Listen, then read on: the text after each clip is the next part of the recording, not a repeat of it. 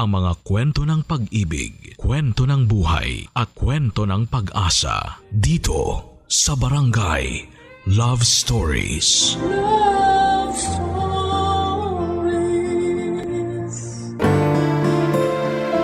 Ang pundasyon sa isang relasyon ay ang wagas na pagmamahal at buong pusong pagtitiwala para sa taong iyong iniibig. Dahil hindi lalayag ang pagsasamang sinimulan kapag hindi mo pagkakatiwalaan ang pagmamahal na ibinibigay ng iyong katipan. Ikaw kabarangay, ilang porsyento ang tiwala na ibinibigay mo sa iyong partner?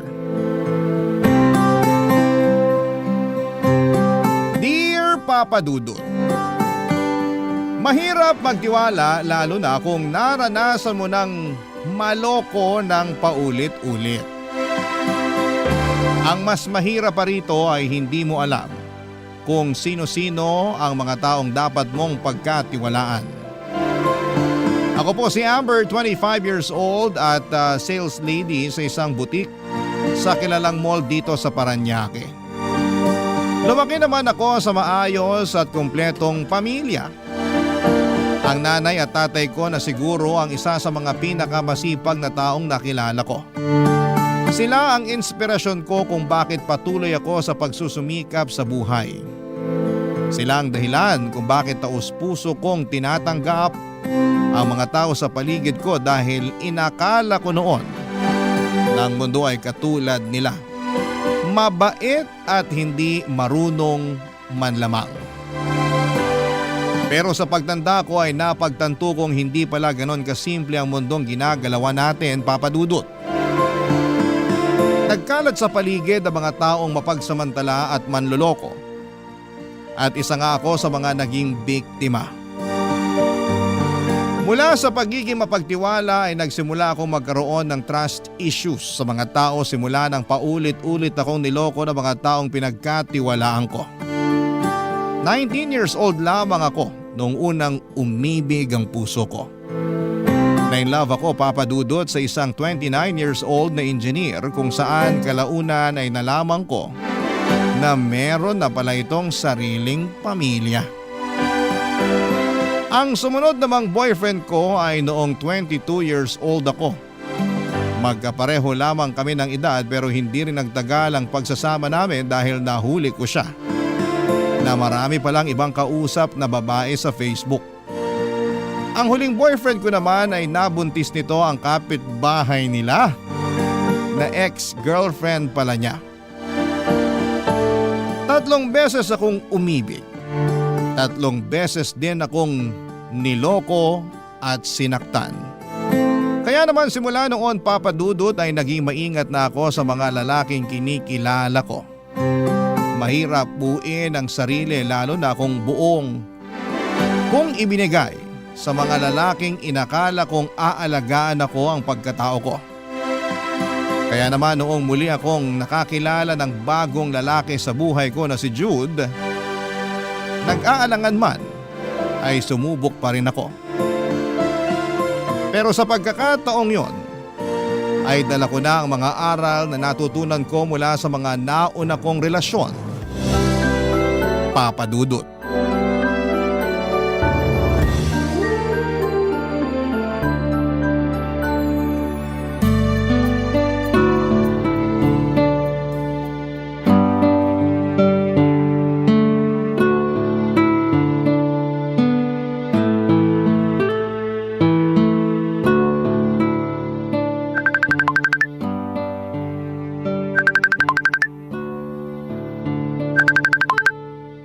Hello? Hi, magandang gabi. Kumusta ka? Okay naman. Eto katatapos lang kumain, ikaw. Okay lang din. Nagre-review ako ngayon. Nagre-review ka pala, bakit ka tumawag? Ipinahinga ko lang tong mga mata ko. Naisip ko na tawagan ka para naman ma-inspire ako sa pagre-review. Lo, eme to? Open mo cam mo para makita kita. Ayoko, nakapantulog na ako eh. Sige na, please. Kahit saglit lang. Sige na nga. O eto na. Kita na ba ako? Opo. Ganda nyo naman po. Ay naku, tigilan mo ako, Jude ha. Style mo bulok. Totoo naman. Ganda mo. Kaya nga kita message noon eh. Salamat. Ano naman nire-review mo? Yung para sa klase namin bukas. May oral recitation kami eh. Hindi ba nakakapagod yung ginagawa mo? Pagkatapos mo pumasok sa school, papasok ka naman sa work mo, tapos pag uwi, review ulit. Mabuti may lakas ka pang natitira. Nakakapagod pero kailangan gawin eh. Huwag mo sanang masamain tong tanong ko ha, pero paanong hanggang ngayon nag-aaral ka pa rin? Lagi ka bang bagsak sa klase? Hindi naman. Wala kaming pera eh. Kaya nakailang beses akong tumigil. Bilang bunso, mas priority ng mga magulang ko noon na pag-aralin sina ate at kuya. Kaso pagkatapos graduate, nagkapamilya agad sila. Kaya imbis na matulungan ako sa pag-aaral, hindi na nila nagawa kasi may kanya-kanya na silang pamilya na ginagastusan. Kaya ka nagtatrabaho ngayon para matustusan mo yung pag-aaral mo? Ganun na nga. Kung hindi ko gagawin yon, hindi ako makakapag-aral. At alam naman natin na kapag wala kang diploma, pahirapan ang makahanap ng trabaho. Totoo naman yan. Pero grabe ang pagod mo nun. Nasanay na lang din yung katawan ko. Parang automatic na nga eh, na paglabas ng school, diretso agad sa trabaho. Pagka-uwi, maliligo, kakain, magre-review, matutulog. Pero syempre ngayon, nagbago na yung routine ko. Paanong nagbago? Syempre, bago matulog, kailangan makausap muna kita para masarap tulog ko. Bebe time kumbaga. Baby time ka dyan. Hindi pa nga tayo magjowa, ikaw talaga. Pero malapit na naman, di ba? Ewan ko. Depende. Depende naman saan. Depende kung sasagutin ba kita o hindi. Ano bang kailangan kong gawin para makuha ko na yung matamis mong oo? Secret! Ayaw pa sabihin. Baka naman paasahin mo lang ako ha. Bakit? Ayaw mo na? Pagod ka naman ligaw? Pwede ka naman nang tumigil kung pagod ka na. Hindi. Siyempre hindi. Hindi nga ako napapagod na maghapon nag-aaral at nagtatrabaho eh. Siyempre hindi rin ako mapapagod sa'yo. Liligawan kita hanggang sa mapasagot kita. Tignan nga natin kung hanggang saan ka tatagal. Strong to. Mukha lang ako mahina tingnan. Pero determinado akong tao. Sus! Sinasabi mo lang yan kasi nanliligaw ka. Alam mo, hindi mo naman kailangan magpakapagod para mapasagot ako eh. Magpakatotoo ka lang. Huwag mo kong gawing priority mo kasi may mas mahalaga ka pang goal sa buhay kaysa sa akin. Nasa panahon na lang yan kung babagay ba talaga tayo o hindi. Ano bang klaseng boyfriend yung hinahanap mo? Isang ugali lang naman yung gusto ko sa isang lalaki. At yun yung kapag loyal siya. Diyan nagsisimula ang lahat eh. Kapag loyal ang boyfriend, masaya ang girlfriend. Kapag loyal ang tao, walang problema, walang gulo. Kapag loyal ang partner mo, may peace of mind ka. Yun lang ang kailangan mong patunayan sa akin. Yun lang ba? Madali lang naman pala eh. Loyal naman ako kaya huwag ka mag-alala. Nasa tamang tao ka na. Ewan ko sa'yo, mag-review ka na nga dyan. Baka ako pa masisi kapag bumagsak ka sa recitation niyo bukas. Matutulog na rin ako. Oh sige, good night. Sleep well. Salamat. Ikaw din, huwag masyado magpupuyat. Wala bang I love you dyan? Ay, tigilan mo ako. Mag-review ka na dyan. Okay, sige. Bye-bye na. Bye!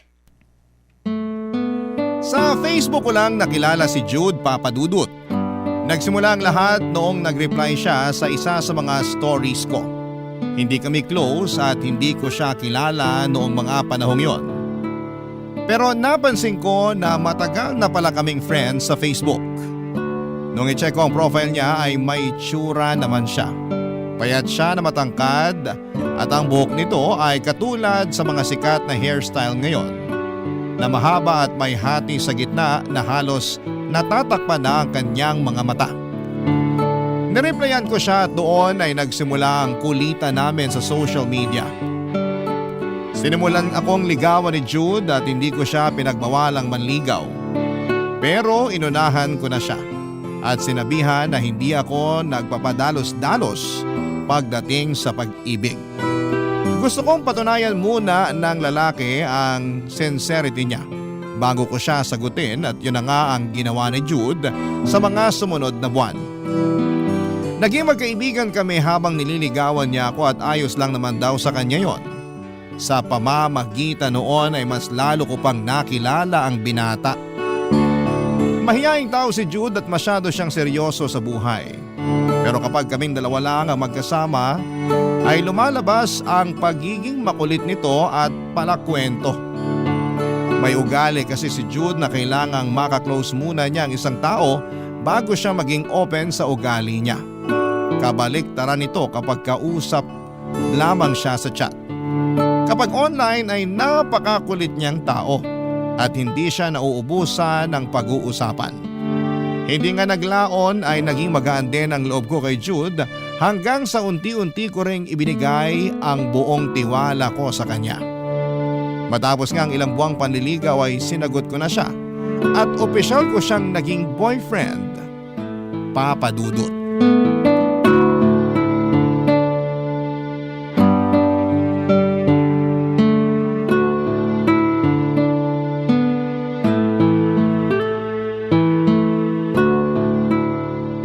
Uy Jude, sure ka ba talaga na pwedeng pumunta rito sa rooftop?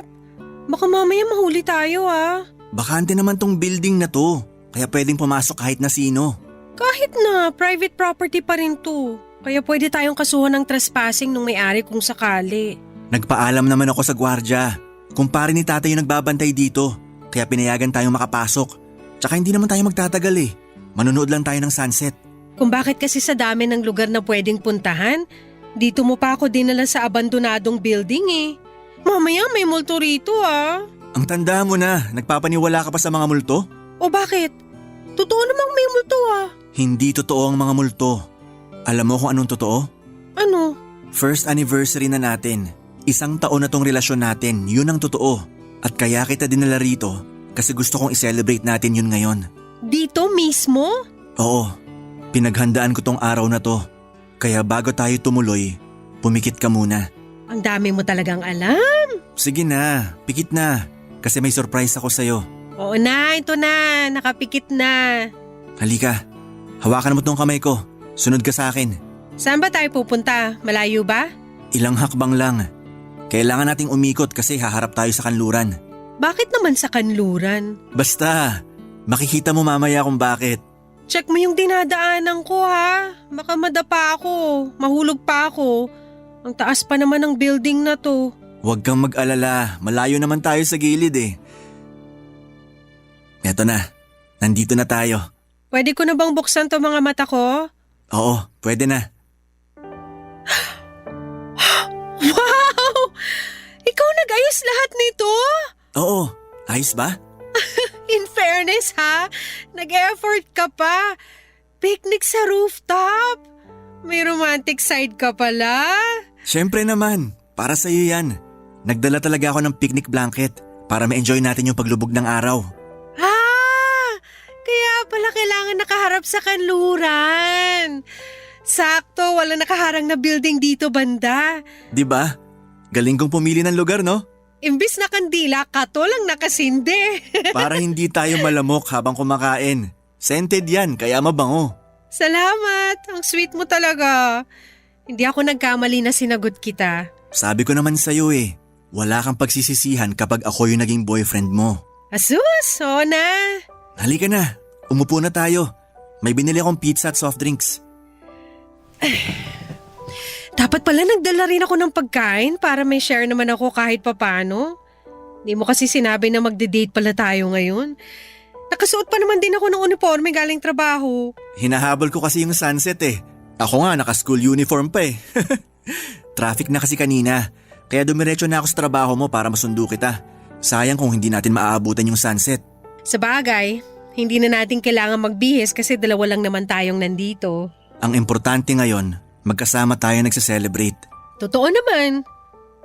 Salamat, Jude. First time ko lang makaranas ng ganito. Para sa'yo, gagawin ko ang lahat. Mapasaya lang kita. Promise, gagawin ko rin ang lahat para maibalik sa'yo lahat ng efforts na ginagawa mo sa akin. Ikaw pa lang, solve na ako eh. Ay naku, napakabulero mo talaga. Kumain na nga tayo bago pa lumamig tong pizzang dala mo. Kanina pa yan eh, kaya baka malamig na yan ngayon. Eh di kain tayo ng malamig na pizza.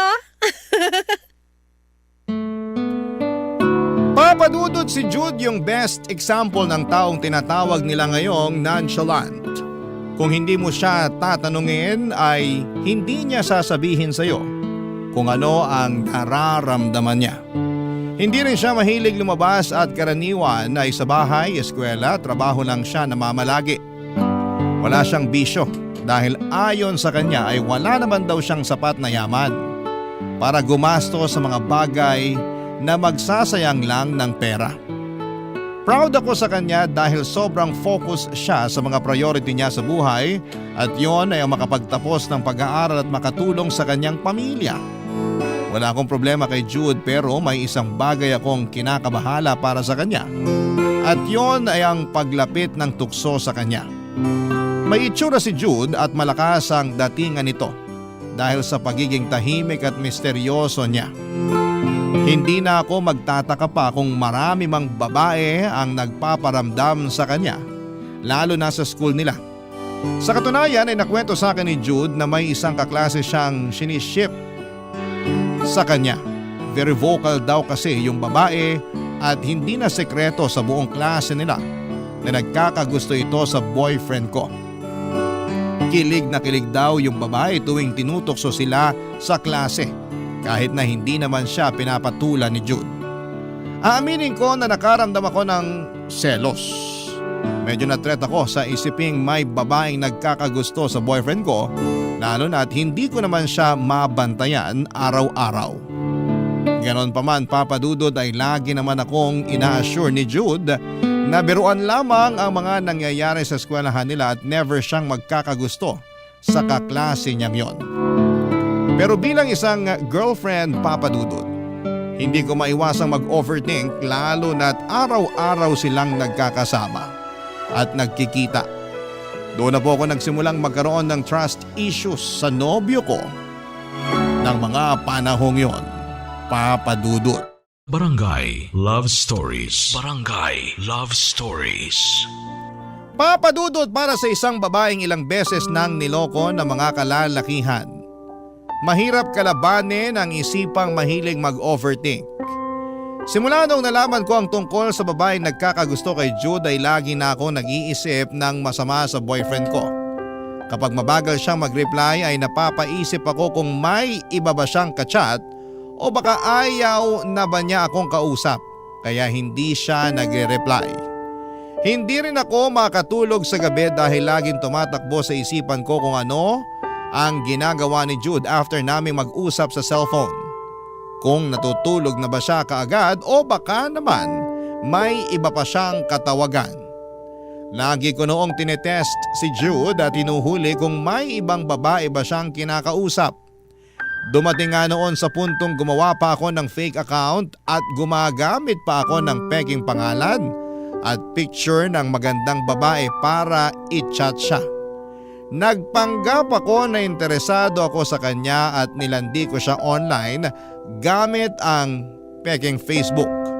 Saka lang napanatag ang loob ko nung hindi kinagat ni Jude ang sinet up ko para sa kanya.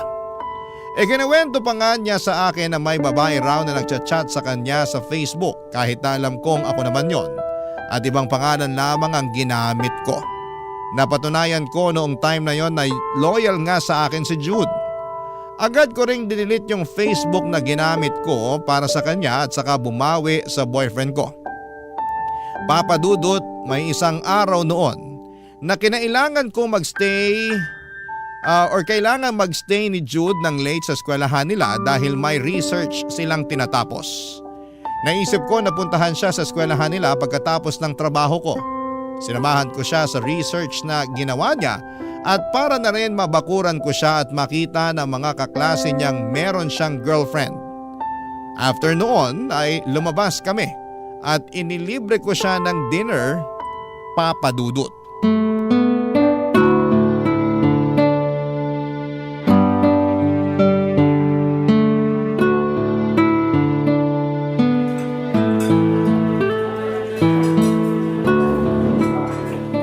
So, kumusta naman ang araw mo? Okay lang. Medyo busy sa school. Daming activities eh. Mabuti na lang pala naisipan kong i-treat ka ngayon para naman kahit papano makapag-relax ka. Salamat pala sa libre. Walang anuman. So after nito, saan ka na? Diretso ka na sa work? Wala akong pasok sa trabaho ngayon. Nagpaalam ako. Bakit? Huy, tinatanong kita kung bakit. Ha? Ano yun? Ang sabi ko, bakit hindi ka papasok sa trabaho mo ngayon? Nag-request ako ng off sa boss ko ngayong araw kasi marami akong requirements na kailangan tapusin. Ah, ganun ba? Requirements ba talaga yung kailangan mong tapusin? O baka naman may ibang tao ka pang kailangang atupagin? Anong ibig mong sabihin? Ewan ko sa'yo. Kanina ka pa dyan sa phone mo. Requirements din ba yan sa school? Habang kumakain tayo, nakatuto ka sa cellphone. Pati ngayon, nakausap kita. Hindi ka man lang makatingin sa akin. Sino ba kasi ang kausap mo dyan? Nag-a-update lang ako sa mga kaklase ko. Para saan naman? Kasama mo na nga sila buong araw eh. Hanggang ngayon sila pa rin ang kausap mo. May group project kasi kami na ginagawa ngayon. Baka tanggalin ako sa grupo kapag hindi ako nakikooperate. Sana pala hindi na lang tayo lumabas. Nakakahiya naman sa'yo. Sobrang busy mo pala masyado. Hindi, okay lang. Mabuti nga to at nakakain na ako. Para pwede na akong dumiretso sa bahay ng kaklase ko mamaya. Ah, talaga? Okay. Psst. At talagang wala kang interes sa akin ngayon, ha? Ano? Sorry, hindi kita narinig. Sandali, re-replyan ko lang tong tanong ng classmate ko. Alam mo, nakakainis ka. Panira ka ng mood eh. Ang saya-saya ko kanina, excited pa man din ako na makasama ka. Pero ikaw, parang wala kang kaharap ngayon na girlfriend ah. Pasensya na. Eto na, ibababa ko na tong phone ko. Ano ulit yung sinasabi mo? Wala. Uwi na lang tayo. Teka, hindi pa ako tapos kumain eh. Ayan kasi, cellphone ka ng cellphone. Dapat kung magkasama tayo, walang gamitan ng phone. Kanina pa ako tapos kumain tapos ikaw hindi ka pa nangangalahati sa kinakain mo. Sorry na. Kailangan ko lang talaga mag-reply kasi ongoing yung paggawa nila sa report namin. Actually, ako nga lang yung wala ngayon dun eh. So ako pa pala yung may kasalanan na hindi kayo kumpleto ngayon. Sana sinabi mo kanina para hindi na lang tayo lumabas, di ba? Hindi naman sa ganon. Nagpaalam naman ako sa kanila. May ilang tanong lang sila tungkol sa parte na nakatoka sa akin. Fina-finalize na kasi nila yung report namin. Bukas na kami magpipresent eh. Umuwi na tayo para makapunta ka na dyan sa paggawa ng report nyo. Baka mamaya ako pa sisihin ng mga kaklase mo. Ubusin ko lang to. Sayang yung pagkain eh. Bahala ka dyan, uuwi na ako. Amber, teka lang. Nagtatampo ka na naman ba? Eh sino namang hindi maiinis? Nag-effort pa ako na sunduin ka sa school nyo para lang makasama kita ngayon tapos ganito gagawin mo sa akin? Sorry na. Babawi ako sa susunod. Kahit wag na, uuwi na lang ako. Sandali, ihatid na kita. Hindi wag na, doon ka na sa mga kaklase mo. Amber naman eh. Amber, sandali lang. Sanay na po si Jude sa pagiging moody ko kaya naman kahit galit ay hindi siya naiinis. Never niyang sinabayan ang galit ko at tuwing tinotoyo ako ay hinahayaan lamang niya akong maglabas ng sama ng loob ko. At pagkatapos noon ay saka niya ako susuyuin. Alam niyang overthinker ako kaya naman ginagawa niya ang best niyang umiwas sa mga bagay na maaaring ikasira ng utak ko. Palagi rin niya akong sinasabihan na hindi siya magloloko na never siyang tutulad sa mga naging ex ko. Sa mga pagkakataong ganoon ay napapanatag ako ng ilang araw pero after that ay babalik ulit ang pagdududa na nararamdaman ko. Sa mga sumunod pang buwan, papadudot ay mas lalong lumala ang pag-overthink ko. Isa nga sa mga dahilan nito ay palagi kasi akong nakakapanood ng cheating videos sa isang online video app. Marami akong nababasang experiences ng mga kababaihan at kung paano sila niloloko ng mga boyfriend nila. Sa panahon ngayon ay marami na raw modernong paraan ng pag-cheat at yon ang nagtitrigger sa anxiety na nararamdaman ko. Inilista ko ang mga iba't ibang cheating style na napapanood ko online at sinubukan ko itong i-check kay Jude kung ginagawa ba niya ang mga ito.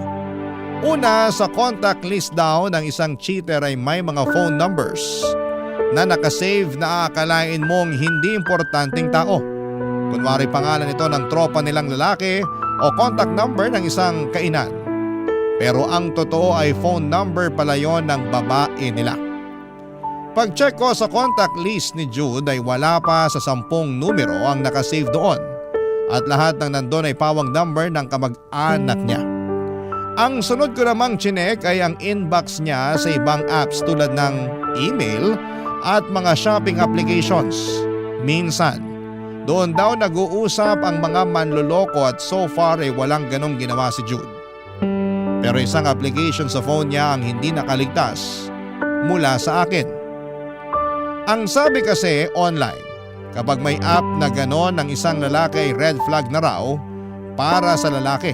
At nagulat ako nang nakita kong may ganong klaseng application nga si Jude. Sa cellphone niya, Papa Dudut.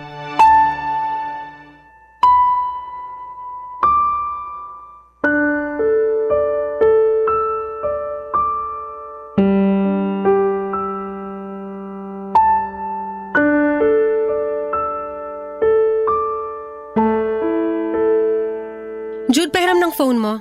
Bakit? Nagcha-charge ako eh. Amin na, saglit lang, may titignan lang ako. Ano ba yun? Ako natitingin. Ibigay mo na lang sa akin. Ba't naman takot na takot ka magbigay ng phone? May tinatago ka ba dyan? Wala. Ano namang itatago ko sa'yo? Oh, ayan. Ano ba kasing titingnan mo? Basta. Anong password mo? Yung dati pa ba? Nagpalit ako ng password. 6699 na yung bago. Bakit ka naman nagpalit? Wala lang. 6, Lagi naman ako nagpapalit ng mga password ko eh.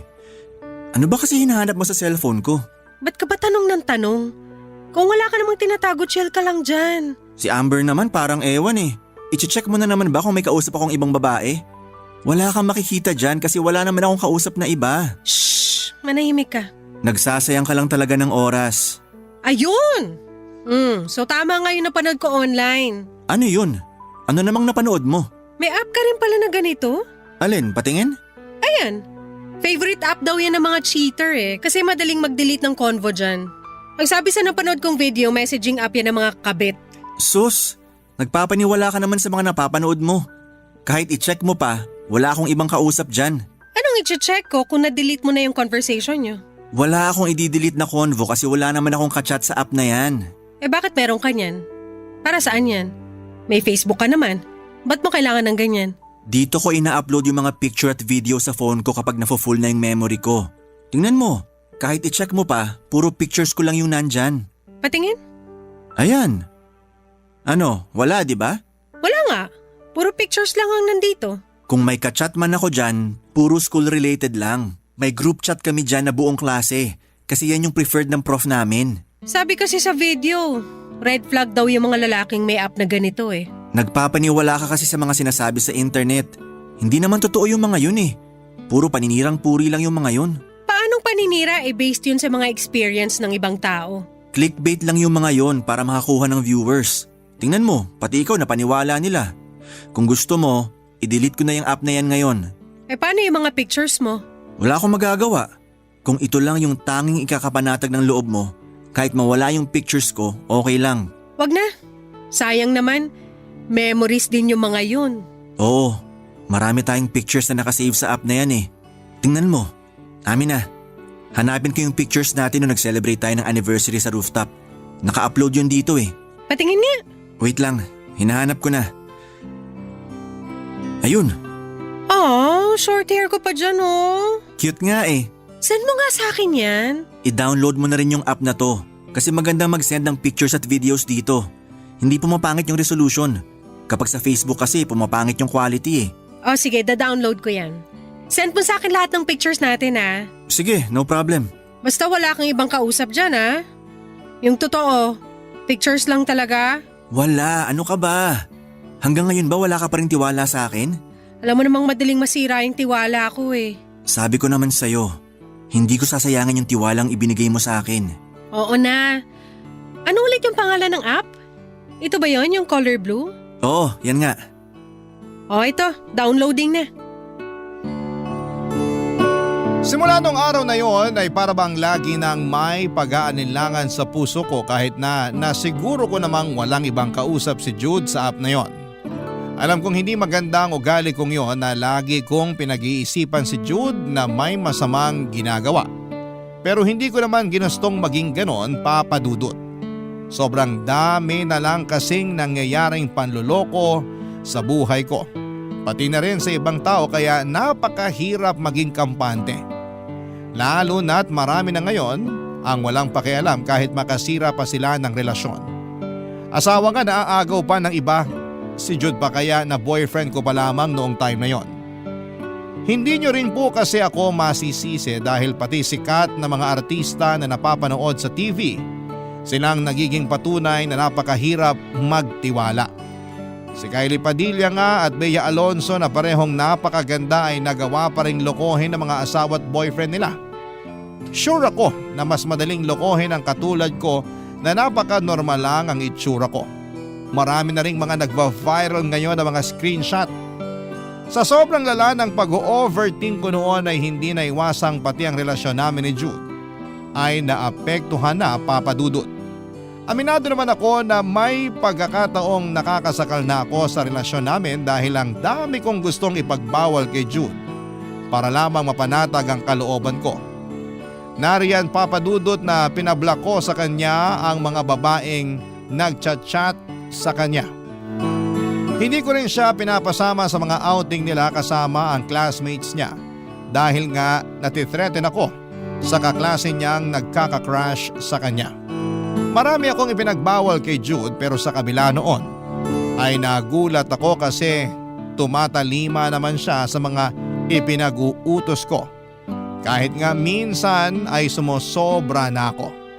Ganon pa man, kahit naging sunod-sunuran na si Jude sa mga gusto ko, ay hindi pa rin nawala ang masamang kutob ko. Kaya naman noong panahong yon, isang bagay ang naisip kong gawin, Papa Dudut.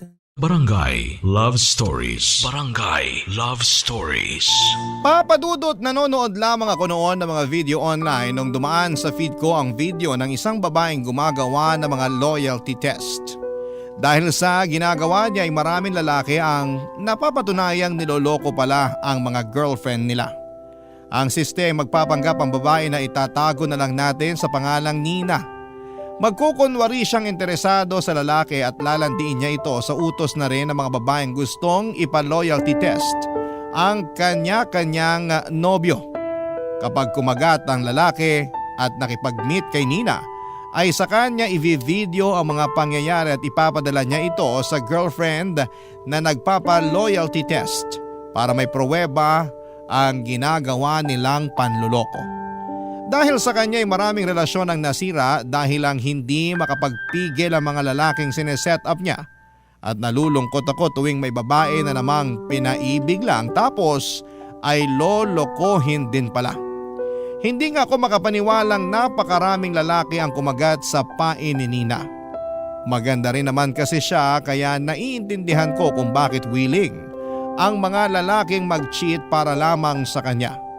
Ang hindi ko lang magets ay kung bakit napakadali para sa mga lalaking yon na lokohin ang mga girlfriends nila. Ilang araw ang lumipas ay nainganyo rin akong ipa-loyalty test si Jude, Papa Dudut. Matagal na panahon ko itong pinag-isipan dahil natatakot ako sa maaaring resulta ng test na yon. Pero dahil desidido kong malaman kung totoo nga bang loyal sa akin ang boyfriend ko, ay kinontak ko si Nina para magpatulong sa kanya. Sa pamamagitan ng message ay tinanong ko kung anong oras siya available para matawagan ko siya at makausap, Papa Dudut.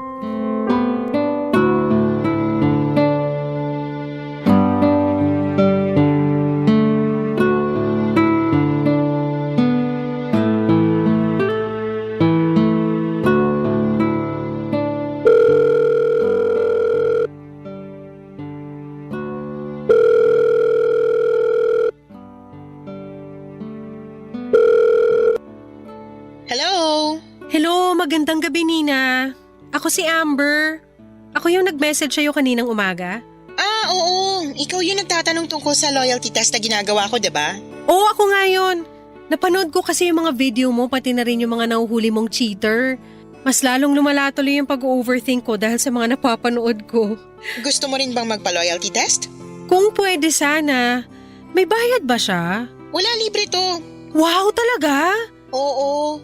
Gusto ko lang talaga makatulong sa mga kapwa ko babae kasi naranasan ko na rin maloko eh. Ang goal ko lang naman is ilabas yung baon ng mga lalaking hindi makontento sa iisang babae. Nakakatuwa naman. Alam mo, marami kang babaeng natutulungan dahil sa ginagawa mo. Pero wala bang catch? Wala bang kapalitong pagtulong mo sa akin? Wala naman, pero kung papayag ka, after ng loyalty test na gagawin natin, ipopost ko sana online yung result whether successful man o hindi. Para na rin sa mga fans ko. Oo, okay lang basta wag mo lang ipakita yung mga pangalan namin. Walang problema sa akin yun. Yun lang naman yung hinihingi kong kapalit, wala nang iba. So ano, go ka? Oo, ipapa-loyalty test ko sana yung boyfriend ko, si Jude. Bakit mo naman naisip na ipatest siya? May hinala ka ba na nambababae siya? Hindi ko alam kung hinala ba yung tawag dito sa nararamdaman ko eh. Ilang beses ko na siyang hinuhuli pero wala talaga ako makitang ebidensya na naglolo ko siya eh. Wala siyang ibang kachat na babae.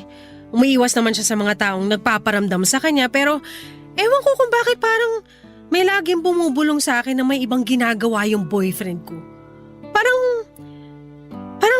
hindi ko alam yung word eh. Gut instinct? Oo, ganun nga. Parang ganun yung nararamdaman ko. Naku girl, trust your instincts kasi, 'di ba? Sabi nga nila na mas malakas ang intuition ng babae kaysa lalaki. Kung tingin mo may mali, malamang may mali nga. Kaya nga kita kinontak eh, para matapos ng lahat.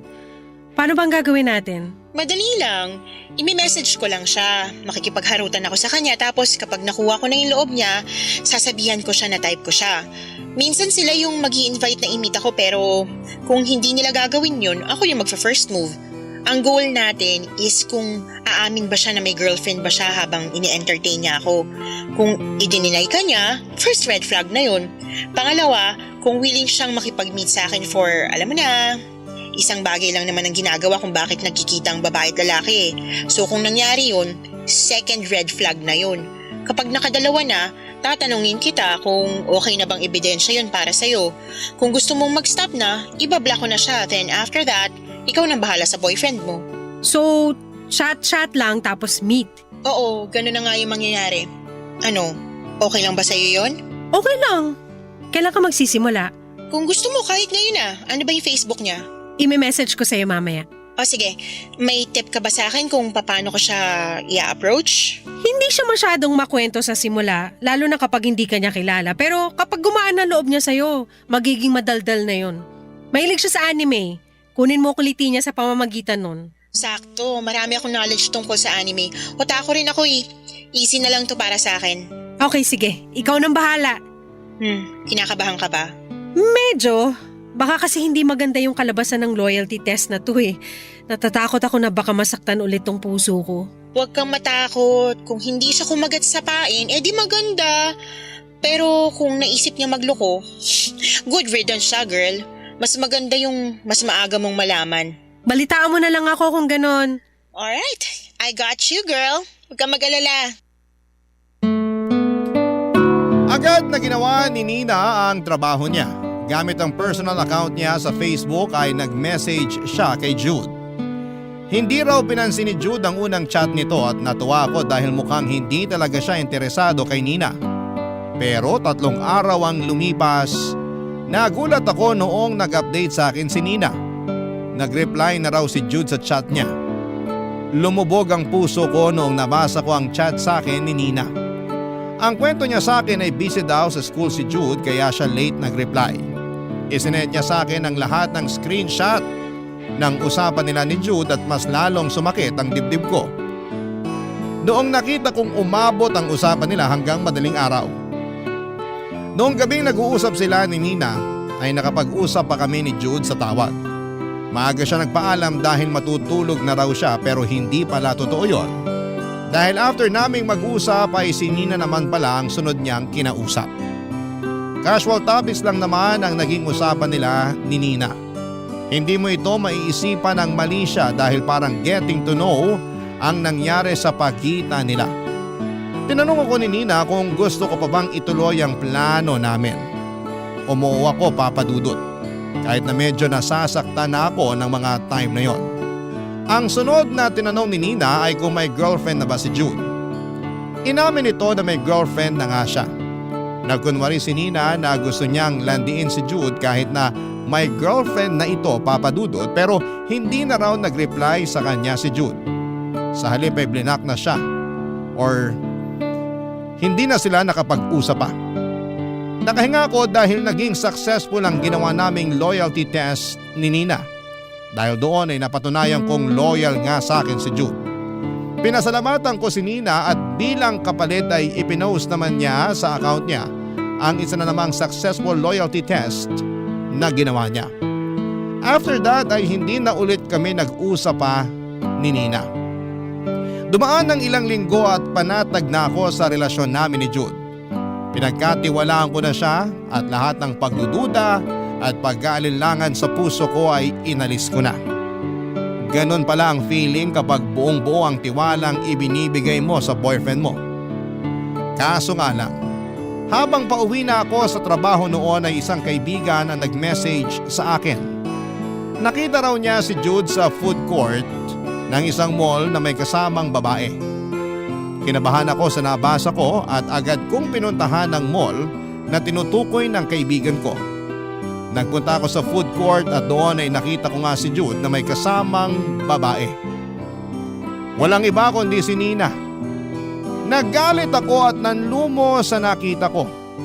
Gusto ko na sana silang sugurin that time, Papa Dudut, pero may mas maganda akong naisip na gawin. Inilabas ko ang cellphone ko saka ko tinawagan si Jude para hulihin sila ng harap-harapan, Papa Dudut.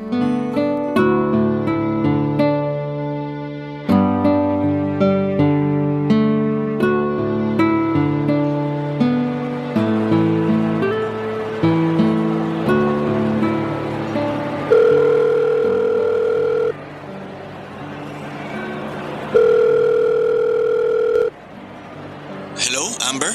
Napatawag ka. Busy ka ba? Labas tayo? Pasensya na. Nandito pa ako sa school ngayon eh. May tinatapos pa ako. School? Pero bakit parang ang ingay naman dyan? May event kasi rito kaya medyo maingay. Maraming tao. Sorry talaga, busy lang. Bawi na lang ako sa sunod. Ganun ba? Sayang naman. Gusto ko sanang kumain ngayon eh. May gusto akong puntahan na food court sa mall. Ganun ba? Bukas na lang kung gusto mo. Hindi, okay lang. Ako na lang pupunta. Actually, naglalakad na ako ngayon papunta sa food court na sinasabi ko. Nasa labas ka? Saan banda? Dito lang. Malalaman mo kung saan in 3, 2, 1. Hello? Amber? Hello? Pinatay ko na yung tawag. Amber? Ba't pa tayo mag-uusap sa cellphone kung pwede naman tayong mag-usap ng personal, 'di ba? Anong ginagawa mo rito? Ako yung tinatanong mo kung ano yung ginagawa ko rito? Hindi ba dapat ikaw yung tinatanong ko niyan? Akala ko ba nasa school ka? Busy ka, di ba? Sa bagay, totoo nga naman. Busy ka sa ibang babae. Hi, Nina! Amber, Nagkakamali ka ng iniisip. Magpapaliwanag ako. Hindi eh. Tama yung iniisip ko. Huwag mo na subukang lumusot pa kasi huling-huli na kita. Susubukan mo pa akong utuin eh. Kaibigan ko lang si Nina. Nagkakilala kami sa Facebook. Nagpapasama lang siya sa akin kasi... Tama na. Huwag ka na magpaliwanag pa. Kailangan ko magpaliwanag para hindi mo ma-misinterpret tong nangyayari. Wala ka na ipapaliwanag, Jude. ako yung magpapaliwanag. Totoo yung sinabi ni Jude, walang mali siya tong pagkikita namin. Nagpasama lang talaga ako sa kanya kasi... Isa ka pa. Ano to? Loyalty test extended version? Di ba nga binlock ka na ni Jude? Hindi ba dapat wala na kayong contact kasi yun yung usapan? Na after ng loyalty test, wala nang communication. Yun lang ang trabaho mo, Nina. I-check mo lang kung gaano ka-loyal yung boyfriend ko sa akin. Hindi mo trabahong agawin siya sa akin. Loyalty test? Anong loyalty test? Teka, magkakilala kayo? Paano nangyari yun? Kinausap ako ni Amber na i-message ka, nalandiin ka kasi gusto niyang ipa-loyalty test ka sa akin. Ano? Totoo ba yun, Amber? Nagdududa siya sa loyalty mo sa relasyon niyo kaya kinunsyaba niya ako. Huwag kang mag-alala, nakapasa ka naman sa test dahil blinak mo ko eh. Pero after ilang araw, in-unblock mo ko saka ka nag-message ulit sa akin. Nag-usap tayo ng ilang araw tapos nagpasama akong kumain sa labas kasi wala akong kasama at pumayag ka. Yun ang nangyari, Amber. Bakit? Wala ka bang ibang kaibigan na pwedeng sumama sa'yo? Kailangan sa boyfriend ko talaga? Sa bagay, kung ganyang ahas, wala talaga mananatiling kaibigan sa'yo. Sandali lang. Sinet up niyo ako? Anong trip to, Amber? Oo, sinatap kita kasi hindi ako mapanatag. Ang mali ko, nagtiwala ako sa babaeng Makaterin pala. Ano bang tingin mo sa akin, Amber? Bakit ba hirap na hirap kang pagkatiwalaan ako? Ikaw pa talaga yung may ganang magalit sa akin. Sinubukan kong pagkatiwalaan ka, Jude. Ginagawa ko naman yung best ko pero hindi ko alam kung bakit laging may bumubulong sa isip ko na wag masyadong magtiwala. Ngayon alam ko na kung bakit. Totoo nga yung mga nararamdaman ko. Ito na mismo. Ginawa mo na yung ikinakatakot ko. At ikaw naman, Nina, ganito na ba ang bagong style ng mga ahas? Kunwari gumagawa ng loyalty test, tapos kapag naghiwalay yung magjowa, ikaw sasalo sa boyfriend nila? Grabe ah! High-tech na rin pala ngayon, pati pa nga agaw. Amber, hindi ganun yun. Wala naman... Sa'yo na si Jude kung gusto mo. Amber! Sa ginawa mong pagsisinungaling, never nang babalik yung tiwala ko sa'yo. Araw-araw na akong mag-iisip ng masama at hindi magiging healthy yon para sa akin. Kung nagawa mo magsinungaling sa akin ngayon, magagawa mo pa ulit yon sa mga susunod na araw.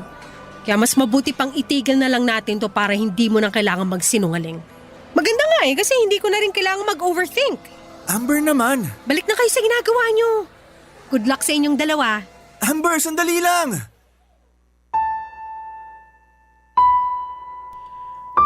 Hindi ako mapagbigay ng second chances, Papa Dudut. Kapag niloko ako ng isang tao ay wala ng rason-rason at nakikipaghiwalay agad ako. At ganoon na nga ang ginawa ko kay Jude. Nakipaghiwalay ako sa kanya matapos niya akong lokohin. Totoo yata na sa panahon ngayon ay mahirap nang makahanap ng forever. Iilan na lang ang lalaki mapagkakatiwalaan at kapag nakahanap ka na ng ganong klase ng lalaki ay daig mo pa ang tumama sa loto. Dahil sa galit ay sinubukan ko rin gumawa ng video para ilabas ang baho ni Nina pero nakablock ako sa lahat ng mga accounts niya. Ilang ulit ako nagpost para sana ibunyag ang ginawa nitong panloloko pero sa kasamaang palad ay hindi man lang nag-viral ang ginawa kong video at iilan lang ang nakapanood nito. Nakakainis lang dahil alam kong may kasalanan din ako sa mga nangyari. Hindi ako nagtiwala kay Jude at yon ang dahilan kung bakit nagawa niyang magloko. Ako mismo ang naglapit ng temptasyon sa boyfriend ko. Pero kahit na ganoon ay hindi pa rin yung rason para magloko siya. Sa huli ay nasa kanya pa rin kung gugustuhin niyang mag-cheat at yun na nga ang ginawa niya, Papa Dudut. Mas pinili niya ang mag-cheat. Kinalimutan ko na lang ang nangyari at nasaktan man ako pero katulad ng dati nagpatuloy pa rin ako sa buhay. Dahil wala naman ako, Papa Dudut, na ibang magagawa kundi ang sumabay sa ikot ng mundo. Wala na akong nasagapang balita kung nagpatuloy ang relasyon nila Jude at Nina dahil binura ko na kaagad ang mga ala-ala ko sa kanilang dalawa para mabawasan ang sakit na nararamdaman ko. Sa ngayon ay naghihil pa rin ako sa mga nangyari sa akin, Papa Dudut. Ang tanging hiling ko na lamang ngayon ay sana'y balang araw ay dumating na ang taong magiging tapat at seryoso sa puso ko. Ito po ang kwento ko at maraming salamat, Papa Dudut, and God bless ang inyong kapuso at kabarangay forever, Amber. Barangay Love Stories. Barangay Love Stories. Anong say mo sa Barangay Love Stories na ito? Pagkwentuhan natin sa comment section yan. Nagustuhan ng iyong napakinggan? Ituloy yan via live stream sa www.gmanetwork.com/radio.